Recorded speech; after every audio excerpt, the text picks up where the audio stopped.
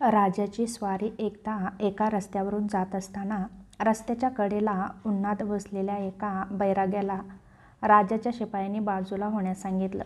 त्यावेळी तो बाजूला झाला नाही. उलट त्याने राजाच्या हत्तीचे शेपूट धरून जोरात ओढले. त्यामुळे तो हत्ती खाली बसला. राजाला राग आला, परंतु बैराग्याची शक्तीही कळली. त्याने बैराग्याची क्षमा मागितली. त्याला राजवाड्यात नेले.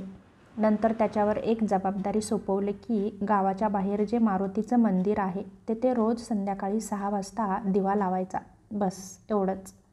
त्या मोबदल्यात त्या बैराग्याची राहण्याची खाण्याची सर्व व्यवस्था राजातर्फे करण्यात आली. दिवा लावण्यासाठी तेल वात मात्र रोज आम्ही 5:45 वाजता पाठवू असे राजानं सांगितलं. बैरागी तयार झाला. पहिले 8 दिवस सुरळीत चाललं. त्यानंतर मात्र तेल वात येण्यास काही ना काही कारणांमुळे उशीर होऊ लागला.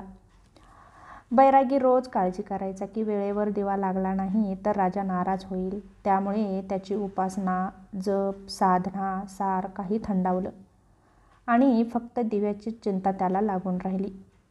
6 महिन्यानंतर प्रधानाने त्या बैराग्याला विनंती केली की महाराज, हत्तीचं शेपूट धरून तुम्ही त्याला खाली बसवलं.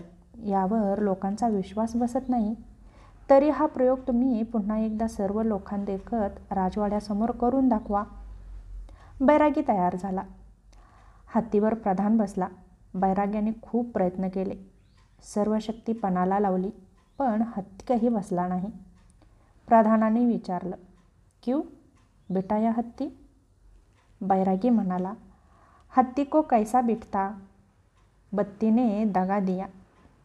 म्हणजे बत्ती लावण्याच्या एका चिंतेने सारी साधना राहिली. त्यामुळे शक्ती क्षीण झाली. पाशात अडकलं की अशी अवस्था होते. तेव्हा सांगायचं तात्पर्य एवढं की इतरांच्या पाशात अडकू नका. इतरांचा विचार करू नका. स्वतःवर स्वतःच्या उन्नती आणि उत्कर्षावर लक्ष केंद्रित करा. कोणाला काही दाखवून द्यायची आवश्यकता नाही, हे मात्र नेहमी लक्षात असू द्या.